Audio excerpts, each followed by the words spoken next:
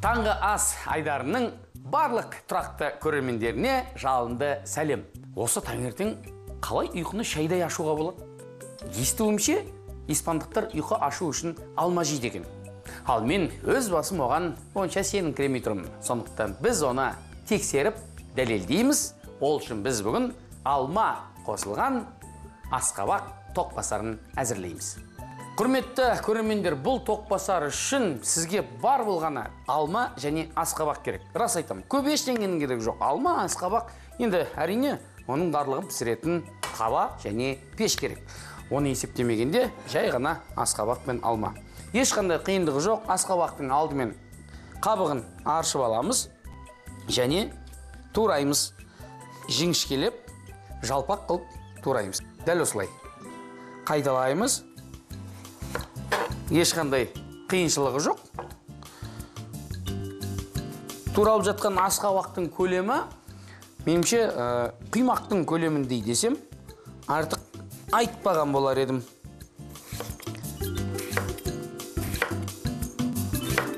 Тураймыз.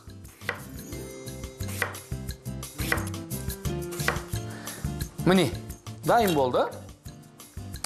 Табаға майды құйып қойайын.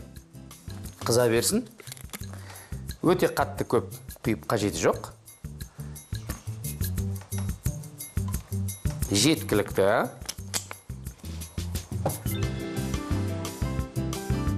Май қызғанша алма тураймыз. Алманың да ешқандай турау қиыншылығы жоқ. Бізге ең бастысы дөңгелек пішінде болса болғаны. Алдымен бір бетін турап аламыз. Тура испандықтар сияқты. Қаншалықты ұйқы ашатынын тексереміз ғой. Одан кейін екінші бетін турай бастаймыз. Міне.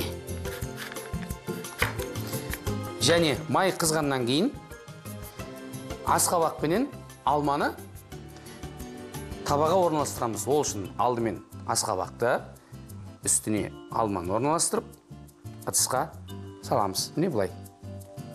Көрдіңіздер ме? Ешқандай қиыншылығы жоқ. Ең бастысы туралған асқабақ пенен туралған алманың көлемі сәйкес келсе болғаны. Шамамен осылай. Және орналастырамыз. Табаға. Міне бұлай. Ешқандай қиындығы жоқ. Жеңіл, ыңғайлы, тез. Айта берсек, көп сөз табылады. Тағы біреуі сияды екен. Диета ұстап жүрген жандарға мен сияқты табада қуырмай-ақ пеште пісірсе де болады. 2 минут қуырғаннан кейін ақырын ғана шаншқымен аударамыз. Бұл өте дәмді тоқпасар. Мұны маған Испанияда 15 жыл бойы тұрған бір танысым үйреткен. Сіздер қазір білсеңіздер ғой, шіркін, иісінің қандай керемет екен. Еш қиындығы жоқ. Аударамыз. Дайын болған тоқпасардың үстіне аздап қант ұнтағын сепсеңіз болады. Бәсәмі мучо. Құрметті көрермендер, дайындап көріңіздер.